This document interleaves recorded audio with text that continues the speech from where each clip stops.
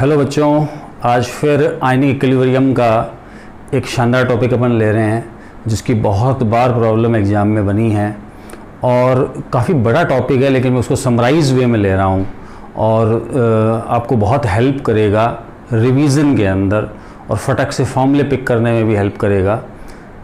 Topic पता है कौन सा है? Salt hydrolysis. तो सॉल्ट का हाइड्रोलिसिस, हालांकि मेरा एक वीडियो हाइड्रोलिसिस पे था, वो पी ब्लॉक कंपाउंड का हाइड्रोलिसिस था, जान रहे। अब मैं सॉल्ट हाइड्रोलिसिस की बात कर रहा हूँ और मीनिंग वही। हाइड्रोलिसिस का मतलब वाटर की प्रेजेंस में ब्रेक होना, लेकिन सॉल्ट हाइड्रोलिसिस की डेफिनेशन क्या हो सकती है? तो ढंग से सुनना बच्चों मेरी बात।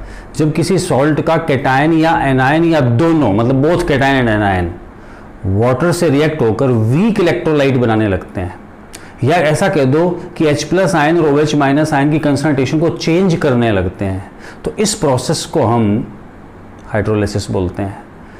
एक दिन एक वीडियो में मैंने पहले भी बोला है, कब? जब मैं कॉमन आयन इफेक्ट की बात कर रहा था, कब? जब मैं इंडिकेटर की बात कर रहा था कि सॉल्यूशन में वही इलेक्ट्रोलाइट फॉर्म होगा जो वीक होगा। कभी भी स्ट्रॉन्ग इलेक्ट्रोलाइट सॉल्यूशन में फॉर्म नहीं होते हैं। यही अपना की पॉइंट रहेगा। आप हमेशा वीक इलेक्ट्रोलाइट को फॉर्म करें सॉल्यूशन के अंदर। हमने ऐसा पढ़ा कि एसिड और बेस मिलकर सॉल्ट और वाटर बनाते हैं, ये प्रोसेस न्यूट्रलाइजेशन कहलाता है। आज अपन क्या कर रहे हैं? सॉल्ट पे वाटर की रिएक्शन करवा रहे हैं, मतलब आज अपन न्यूट्रलाइजेशन का रिवर्स प्रोसेस पढ़ रहे हैं। सबको पता है कि सॉल्ट 4 तरह के हैं, क्योंकि एसिड 2 तरह के हैं, स्ट्रॉन्ग और वीक। बेस भी 2 तरह के हैं, स्ट्रॉन्ग और वीक, तो टोटल कॉम्बिनेशन 4 बनते हैं। अब इन 4 तरह के सॉल्ट्स के हाइड्रोलिसिस पे हमें बात करनी है और इन पे बहुत सारे वैरायटी ऑफ क्वेश्चंस बनते हैं। थ्योरेटिकल क्वेश्चन, कंसेप्चुअल क्वेश्चंस भी बनते हैं, और वो क्वेश्चन ऐसे होते हैं कि अपन क्वेश्चन पढ़ते हैं और तुरंत हम आंसर दे सकते हैं। तो बच्चों, सबसे पहले तो मैं ये सिखा रहा हूँ कि हर सॉल्ट के टाइप के जो हाइड्रोलिसिस हैं उनमें कौन सा आयन वाटर से रिएक्ट करेगा, कौन सा नहीं करेगा, उस हाइड्रोलिसिस को क्या नाम दिया जाता है, उसके एक्वा सॉल्यूशन की नेचर क्या होती है। और जब मैं इस बात को ले लूँगा, उसके बाद मैं टेबल फॉर्म में कुछ फॉर्मूले दे दूंगा, वो आपके लिए बहुत हेल्पफुल होने वाले हैं। सीखते जाना बच्चों। मैं सबसे पहला केस ले रहा हूँ। मैंने केस फर्स्ट ले लिया और मान लीजिए मैंने सॉल्ट लिया, salt of strong acid and weak base. ध्यान दें, स्ट्रॉन्ग एसिड, वीक बेस। सभी को स्ट्रॉन्ग एसिड कौन कौन से याद होने चाहिए, वीक बेस कौन कौन से याद होने चाहिए, ये भी पुराने वीडियो में आपको मिल जाएगा। और हमें इस चैप्टर की ये बेसिक्स है, ये पता ही होनी चाहिए। मैं डायरेक्ट एक सॉल्ट लेके चल रहा हूँ। मान लीजिए मैंने स्ट्रॉन्ग एसिड में HCl ले लिया और वीक बेस में मान लो मैंने NH4OH ले लिया, तो दोनों के कॉम्बिनेशन से मुझे NH4Cl मिल गया। अब इस पे क्या क्या क्वेश्चन हो सकते हैं, वो क्वेश्चन सुनना मेरी बात। मुझे अमोनियम क्लोराइड के एक्वा सॉल्यूशन की नेचर पूछी जा सकती है। मुझे अमोनियम क्लोराइड का कौन सा आयन वाटर से रिएक्ट करेगा, ये पूछा जा सकता है। मुझे ये भी पूछा जा सकता है कि इस हाइड्रोलिसिस का नाम क्या है। मुझे इस सॉल्ट के एक्वा सॉल्यूशन की pH पूछी जा सकती है। ये वैरायटी ऑफ क्वेश्चन है जिनके आंसर आपको मिलने वाले हैं। ध्यान रहे, मुझे पता है कि अमोनियम क्लोराइड को जब मैं पानी में डालता हूं ना बच्चों, तो वो अपने आयनों में डिसोशिएट होगा, आयोनाइज होगा। अब देखिए, इन दोनों आयनों में अमोनियम आयन जो है वाटर से रिएक्ट करता है। क्यों करता है? क्योंकि इन दोनों की रिएक्शन से मुझे NH4OH मिलेगा और साथ में H+ आयन मिलेगा। मुझे ये पता होना चाहिए कि Cl- यदि वाटर से रिएक्ट हुआ तो HCl बनेगा। HCl एक स्ट्रॉन्ग इलेक्ट्रोलाइट है, और मैंने भी बोला है कि स्ट्रॉन्ग इलेक्ट्रोलाइट कभी भी फॉर्म नहीं होते, क्योंकि वो 100% आयोनाइज हो जाते हैं, बनते ही वापस टूट जाते हैं। वीक आयोनाइज 100% नहीं होते या बहुत कम आयोनाइज होते हैं, तो हम मानकर चलते हैं वाटर से उन्होंने रिएक्ट किया है। तो ध्यान रहे, इस सॉल्ट के अमोनियम आयन ने वाटर से रिएक्ट किया। समझना बच्चों, चूंकि अमोनियम आयन एक कैटायन है। कैटायन जब भी रिएक्ट करेगा ना, एक अच्छा तरीका बता रहा हूं, कैटायन जब भी रिएक्ट करेगा प्रोडक्ट के रूप में कैटायन ही जनरेट करेगा। एनायन रिएक्ट करेगा तो एनायन ही जनरेट होगा, मतलब OH- आयन जनरेट होगा। और जब दोनों कैटायन और एनायन रिएक्ट होंगे ना, तो हम कह सकते हैं कि स्लाइटली हमें H+ आयन और स्लाइटली हमें OH- आयन मिल सकता है। ये केस मैं भी जब लूंगा तो आप समझ पाएंगे। अब जो आयन वाटर से रिएक्ट करता है ना, उसी आयन के नाम से हाइड्रोलिसिस का नाम पड़ता है। मैं इसको कैटायनिक हाइड्रोलिसिस बोलने वाला हूं। मेरे इस क्वेश्चन का आंसर समझ में आ गया होगा। चूंकि H+ आयनों की कंसंट्रेशन इंक्रीज हो रही है, H+ आयन या सॉल्यूशन में H+ आयन रिलीज हो रहे हैं, तो एक्वा सॉल्यूशन की नेचर कैसी होगी? एसिडिक। और एक बात और है बच्चों, हम सॉल्ट देखते ही एक्वा सॉल्यूशन की नेचर बता सकते हैं, क्योंकि जो स्ट्रॉन्ग होता है वो डोमिनेट करता है। इस कॉम्बिनेशन में बेस वीक है और एसिड स्ट्रॉन्ग है, तो मैं बिना इस रिएक्शन को लिखे हुए भी बता सकता हूं कि अमोनियम क्लोराइड की एक्वा सॉल्यूशन की नेचर जो है एसिडिक होगी। तो आपने ये बातें होनी चाहिए कि हम क्वेश्चन देखें, क्वेश्चन देखते ही आंसर आ जाए। सॉल्ट देखा, फटाक से आंसर बता दिया। कौन सा आयन रिएक्ट करेगा? जो वीक इलेक्ट्रोलाइट बनाएगा। जो आयन रिएक्ट करेगा उसके नाम से सॉल्ट हाइड्रोलिसिस के को नाम दे दिया। मेरी ये बात पकड़ में आ गई होगी। मेरा पहला केस हो गया। मैं सेकंड केस ले रहा हूं। सेकंड केस में अपन ने रिवर्ट कर दिया इसका। अपन ने वीक एसिड मतलब सॉल्ट लिया, अपन ने salt of weak acid and strong base. सारे के सारे कार्बोक्सिलिक एसिड को मैंने वीक एसिड कह दिया है, NaOH KOH को मैंने स्ट्रॉन्ग बेस कह दिया है। मान लीजिए मैं सोडियम एसीटेट ले लेता हूं। बच्चों देखते बता देना चाहिए कि इसमें NaOH से आया जो कि एक स्ट्रॉन्ग बेस है, दैट्स वाई एक्वा सॉल्यूशन की नेचर बेसिक होगी। अब मुझे पता होना चाहिए कि ये वाटर से रिएक्ट करके NaOH बनाएगा, और NaOH बनेगा नहीं, वो स्ट्रॉन्ग इलेक्ट्रोलाइट है। जबकि ये वाटर से रिएक्ट करके क्या करेगा? एसिटिक एसिड बनाएगा, वो वीक इलेक्ट्रोलाइट है, मतलब इसकी वाटर से रिएक्शन हो जाएगी। मींस मेरा एसीटेट आयन मैं डायरेक्ट लिख रहा हूं बच्चों, वाटर से रिएक्ट करेगा और मुझे एसिटिक एसिड देगा और साथ में OH माइनस आयन देगा। थोड़ी देर पहले जो मैंने लाइन बोली थी उसको रिपीट कर रहा हूं। कैटायन वाटर से रिएक्ट करता है, कैटायन जनरेट होता है।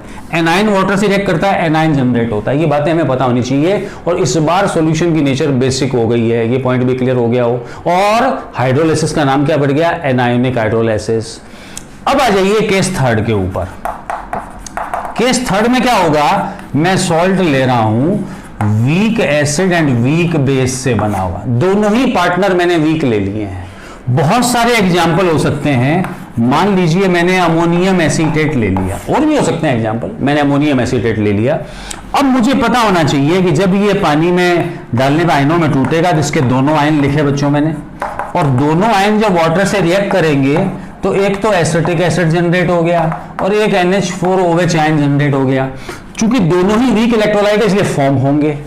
इस बार मेरे एनायन ने भी वाटर से रिएक्ट किया है, कैटायन ने भी वाटर से रिएक्ट किया है, दैट्स वाई मैं इसको कैटायनिक एनायनिक या एनायनिक कैटायनिक हाइड्रोलिसिस बोलने वाला हूं। एक पॉइंट पकड़ में आ गया। दूसरा पॉइंट, अब इसके एक्वा सॉल्यूशन की नेचर मुझसे पूछी जाती है।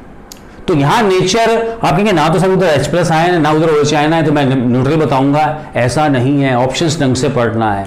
इसमें तीन बातें हैं कि इफ जो एसिड और बेस बन रहे हैं कि उनके K और Kb की वैल्यू बराबर है, इक्वल है, तब तो आप इसके एक्वा सॉल्यूशन के नेचर को क्या बताएंगे? न्यूट्रल बताएंगे। यदि Ka ज्यादा है Kb से तो स्लाइटली एसिडिक, स्लाइटली एसिडिक, और यदि इसका उल्टा है Kb is greater then K है तो स्लाइटली बेसिक। मतलब मैं थ्योरेटिकली भी ये तीन आंसर दूंगा कि मुझे K की वैल्यूज यहां दी हुई नहीं है, तो मैं थ्योरेटिकली भी तीन आंसर दूंगा और मैं कहूंगा इसका एक्वा सॉल्यूशन जो है एसिडिक, स्लाइटली, स्लाइटली बेसिक या न्यूट्रल हो सकता है। ये डिपेंड करता है बनने वाले एसिड और बेस के Kb पर। और एनायनिक कैटायनिक हाइड्रोलिसिस नाम समझ में आ गया हो। मैंने अपना चौथा केस लिया बच्चों, ये फोर्थ केस पे आ गया मैं, और मैं इस बार ले रहा हूं salt of strong acid strong base. और बहुत सारे एग्जाम्पल है। मान लीजिए मैंने NaCl ले लिया, और भी एग्जाम्पल हो सकते हैं। मैंने इसको जब पानी में डाला तो नो डाउट ये अपने आयनों में टूटेगा।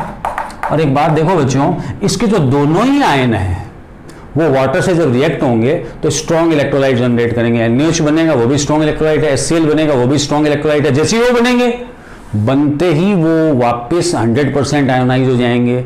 इसका मतलब कोई वीक इलेक्ट्रोलाइट फॉर्म नहीं हुआ। इसका मतलब जबरदस्त रिजल्ट आ गया कि स्ट्रॉन्ग एसिड स्ट्रॉन्ग बेस से बने सॉल्ट का हाइड्रोलिसिस नहीं होता। ये क्वेश्चन भी आपको पढ़ने को मिलेगा, ये क्वेश्चन भी पढ़ने को मिलेगा। ध्यान रहे कि किस टाइप के सॉल्ट का हाइड्रोलिसिस नहीं होता, तो मुझे कहना है स्ट्रॉन्ग एसिड स्ट्रॉन्ग बेस के सॉल्ट का। दूसरी बात है फिर आखिर पानी में डालने पर हुआ क्या? तो सारे सॉल्ट वाटर में डालते पहले आयोनाइज होते हैं। ये भी तो पहले आयोनाइज हुआ है, बाद में हाइड्रोलाइज हुआ है, लेकिन ये केवल क्या हुए हैं? आयोनाइज हुए हैं। तो ध्यान रहे, रिजल्ट ये भी सीख लें कि स्ट्रॉन्ग एसिड स्ट्रॉन्ग बेस से बने सॉल्ट पानी में डालने पे केवल आयोनाइज होते हैं, हाइड्रोलाइज नहीं होते। और बाकी सॉल्ट जो बचे हुए तीन केस हैं अपने, वो ionise as well as hydrolyse होते हैं। और आपसे यहां एक्वा सॉल्यूशन की नेचर पूछे, न्यूट्रल बताएं बच्चों, क्योंकि जितने H+ आयन है उतने ही OH- आयन है। मेरी ये बात समझ में आ गई हो।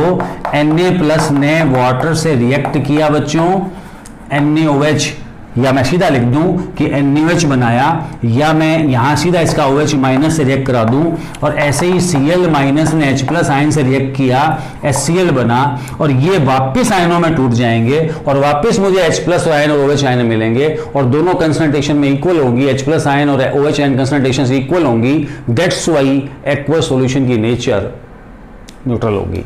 मेरी ये बात पकड़ में आ गई हो? अब जबरदस्त बातें आ रही हैं बच्चों। आप लोगों ने जब इन हाइड्रोलाइसिस को डिटेल में पढ़ा तो न जाने कितने सारे फॉर्मूले आए होंगे। मैं उन फॉर्मूलों पे आ रहा हूँ। कुछ टर्म्स आई होंगी। एक डिग्री ऑफ हाइड्रोलाइसिस आया जिसको आपने स्मॉल लेटर एच से लिखा, एक हाइड्रोलाइसिस कांस्टेंट आया जिसको आपने KH से लिखा, एक KW भी आया, क्या ionic product of water, pH का formula, H plus ion concentration का formula.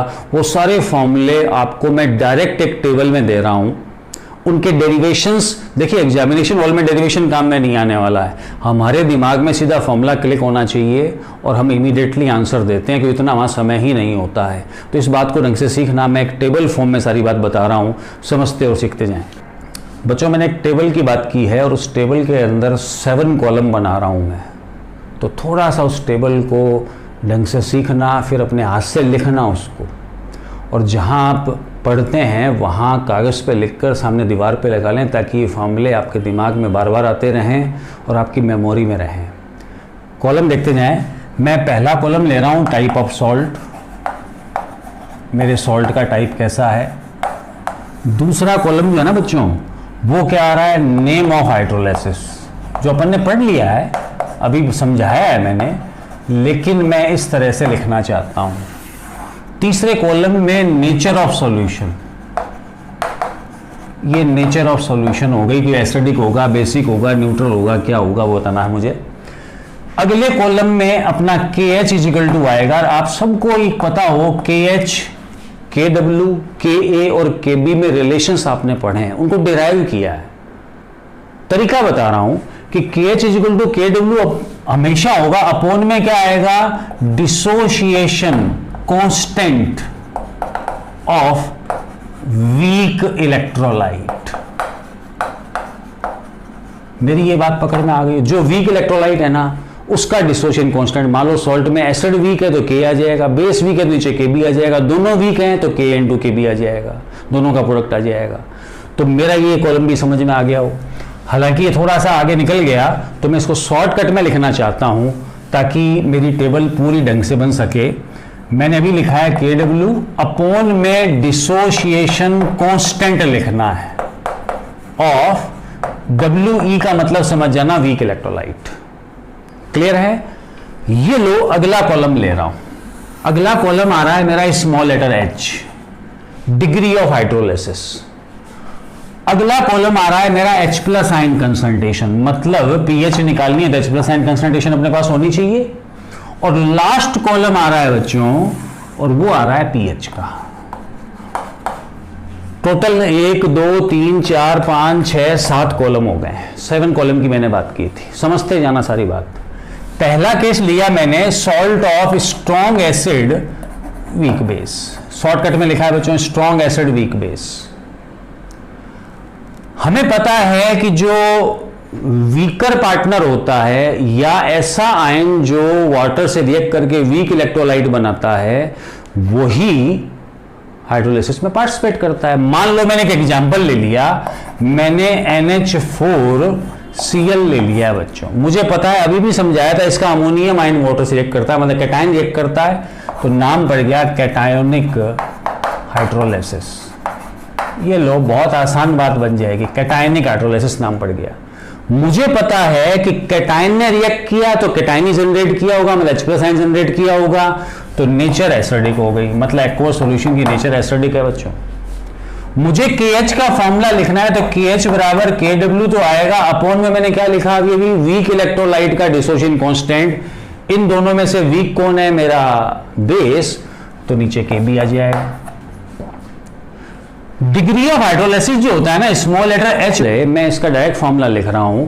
Degree of hydrolysis equal to होगा KH अपॉन C। अब KH क्या है अपने को पता है, KH का फॉर्मूला ये पड़ा, तो ये इसका KH अपॉन C, इसका डिग्री ऑफ हाइड्रोलाइसिस हो गया। H प्लस आयन कंसंट्रेशन जब मैं निकालूंगा ना बच्चों, तो H प्लस आयन कंसंट्रेशन इसमें क्या आएगी वो समझे। H प्लस आयन कंसंट्रेशन इसमें आती है क्या कि KW आएगा, एक तो KW पढ़ा ही इस फॉर्मूले में, और KB भी आएगा और कंसंट्रेशन का फैक्टर भी आएगा। क्लियर है? तो मेरा फॉर्मूला होगा KW, मेरे पास जगह थोड़ी सी इधर आ रही है, तो KW इंटू C लिखना है, अपॉन में मुझे KB लिखना है। ये इसका फॉर्मूला किसका? H प्लस आयन कंसंट्रेशन का। pH निकालना है तो एक बात समझो थोड़ी सी, मैं उस pH का फॉर्मूला लिखूंगा, अभी मैं डायरेक्ट लिखूंगा, डिराइव नहीं कर रहा हूं, लेकिन एक बात तय है कि चूंकि अपन ने बोला है कि एक्वा सॉल्यूशन की नेचर एसिडिक है, तो pH 7 से कम ही तो आएगी, 7 से कम ही तो आएगी। तो फॉर्मूला क्या हुआ बच्चों? ये लीजिए 7 क्यों लिख रहा हूं मैं? क्योंकि मैंने डायरेक्ट हाफ pKw की वैल्यू लिख दी है। KW की वैल्यू 10 टू पावर -14, तो pKw की कितनी? 14, तो हाफ pKw कितना हो गया? 7। अब मुझे पता है कि 7 से कम लाना है, तो इसमें pKb भी आएगा, तो हाफ pKb आ गया और माइनस हाफ log C आ गया। माइनस के साइन क्यों लगाए मैंने? क्योंकि मुझे pH की वैल्यू 7 से कम लानी है। ये मेरा पहला केस समझ में आ गया हो। क्लियर है? मैं सेकंड केस पे आ रहा हूं बच्चों। सेकंड केस है मेरा, जिसमें अपन मामला चेंज करेंगे। इस बार अपन सॉल्ट लेंगे वीक एसिड स्ट्रॉन्ग बेस का। जैसे मान लो मैंने सोडियम एसीटेट ले लिया, ये लो। अब मुझे पता है कि इसमें ये आयन वाटर से रिएक्ट करेगा, मतलब एनाइन रिएक्ट करेगा, तो नाम पड़ गया एनायनिक हाइड्रोलाइसिस। ये लो, ये इसका नाम हो गया। अब मुझे पता है कि जब एनाइन रिएक्ट करेगा तो एनाइन ही जनरेट करेगा, मतलब सॉल्यूशन की नेचर कैसी हो गई? बेसिक। फिर मुझे पता है कि KH इजिकल टू क्या होगा? KW तो आएगा ही आएगा। इस बार वीक इलेक्ट्रोलाइट कौन है बच्चों इनमें? एसिड, तो Ka आ जाएगा। ये मेरा रिलेशन हो गया। H प्लस आयन कंसंट्रेशन जो है यहां भी KH/C ही होता है बच्चों, ये बात भी पकड़ में आ गई होगी। H plus small letter H plus ion concentration यहां आती है √KW इंटू Ka/C आ जाएगा। pH मुझे पता होनी चाहिए बच्चों। इस बार चूंकि मैंने नेचर बेसिक बताया है, तो pH 7 से ज्यादा ही तो आएगी, तो नो डाउट 7 लिखना है मुझे, फिर प्लस लिखना है क्योंकि मुझे जोड़ना 7 से ज्यादा लाना है। अब इसमें साथ में क्या आ जाएगा? हाफ pKa और प्लस हाफ log C, तो pH 7 से ज्यादा आ रही है। ये अपना सेकंड केस हो गया। मैं थर्ड केस पे आ रहा हूं बच्चों। ये लो, थर्ड केस में मैंने क्या किया? दोनों ही पार्टनर वीक ले लिए, तो salt of weak acid, weak base. जैसे मैंने अभी थोड़ी देर पहले अमोनियम एसीटेट लिखा, मान लो मुझे पता है कि दोनों आयन रिएक्ट करते हैं, तो आप इसको कैटायनिक एनायोनिक हाइड्रोलाइसिस बोल दें, आप उल्टा भी बोल दें, एनायोनिक कैटायनिक हाइड्रोलाइसिस बोल दें। लेकिन याद करो, अभी भी कहा था कि if Ka is equal to KB है, तब तो मुझे न्यूट्रल बताना है। If Ka is greater than KB है, तो मुझे स्लाइटली एसिडिक बताना है, और if KB is greater than Ka है, तो मुझे स्लाइटली बेसिक बताना है। मेरा ये पॉइंट पकड़ में आ गया। क्लियर है? अब KH इजिकल टू क्या आएगा बच्चों? KW आएगा। इस बार दोनों ही आएंगे क्योंकि दोनों ही पार्टनर मेरे वीक इलेक्ट्रोलाइट हैं, तो Ka इंटू KB। जबरदस्त बात यह है कि जब इसके फॉर्मूले को अपन डिराइव करते हैं ना बच्चों, तो रिएक्टेंट की तरफ भी 2 आयन होते हैं, प्रोडक्ट की तरफ भी 2 प्रोडक्ट बनते हैं, इसलिए कंसंट्रेशन का फैक्टर कैंसिल हो जाता है। इसलिए इनके फॉर्मूलों में कंसंट्रेशन वाला फैक्टर नहीं आएगा। तो स्मॉल लेटर H बराबर मेरे पास √KH हो गया है बच्चों, या कह दो √KW/K इंटू KB हो गया। समझ में आ गई होगी बात मेरी। स्मॉल लेटर H बोल रहा हूँ। H प्लस आयन कंसंट्रेशन जो होती है ना बच्चों, वो हो जाती है इसमें KW इंटू Ka/KB। फिर यहाँ कंसंट्रेशन नहीं आई, इसलिए फॉर्मूले में भी कंसंट्रेशन वाला फैक्टर नहीं आएगा। pH इजिकल टू फॉर्मूला आएगा मेरे पास 7 प्लस, या मैं ऐसा बोल दूं 7 के बाद प्लस करके मैं कहूंगा हाफ pKa और माइनस हाफ pKb।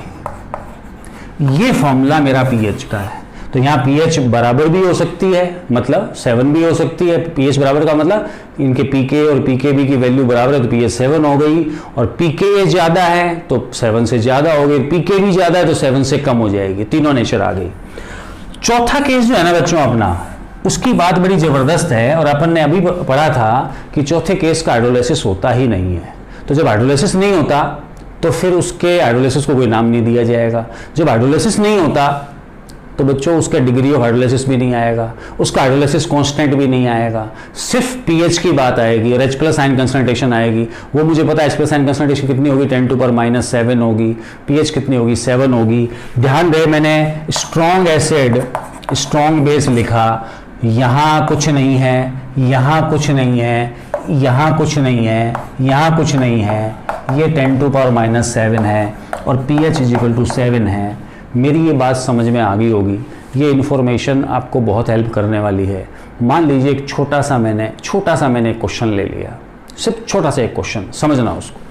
जैसे मैं इस चीज़ को आपने देख लिया है, इसको मैं इसको मिटा देता हूँ, थोड़ा सा मिटा देता हूँ। मैंने एक प्रॉब्लम ली, मान लो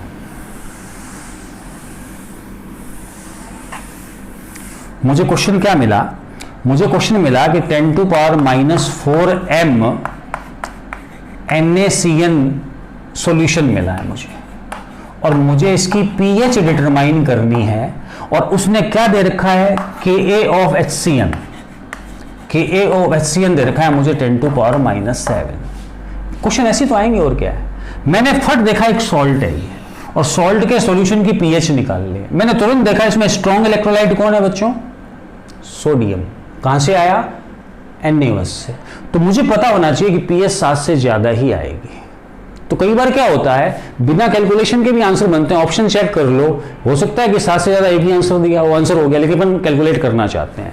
तो मुझे तुरंत पता लग गया कि ये सॉल्ट है स्ट्रॉन्ग बेस और वीक एसिड का। और मुझे ये भी पता है कि इस बार pH का जो फॉर्मूला है ना बच्चों, वो 7 है, फिर प्लस है, फिर कौन आता है, हाफ pKa आता है, और फिर प्लस क्या आता है, हाफ log C आता है। ये फॉर्मूला मैं प्लस क्यों लगा रहा हूं बीच में साइन, कि मुझे पता है pH 7 से ज्यादा लानी है। ये लीजिए 7 की जगह 7 लिख दिया, प्लस हाफ pKa। ध्यान रखिए वैल्यू Ka की है, K 10⁻⁷ है, तो माइनस log ऑफ K तो pKa होता है, तो pKa की वैल्यू कितनी होगी, 7, तो हाफ × 7 हो गया। प्लस कंसंट्रेशन दे रखी है मुझे 10⁻⁴, तो हाफ × log 10⁻⁴। ये लो, इसको आप जब सॉल्व करोगे तो 7 और प्लस ये कितना हो गया, 3.5, और माइनस ये कितना हो गया, 4/2। तो ये लीजिए 2 हो गया, 7 और 3 10, 10.5 में से अपन ने 2 सब्सट्रैक्ट कर दिया, मेरे पास आंसर कितना आ गया, अभी 8.5 आ गया।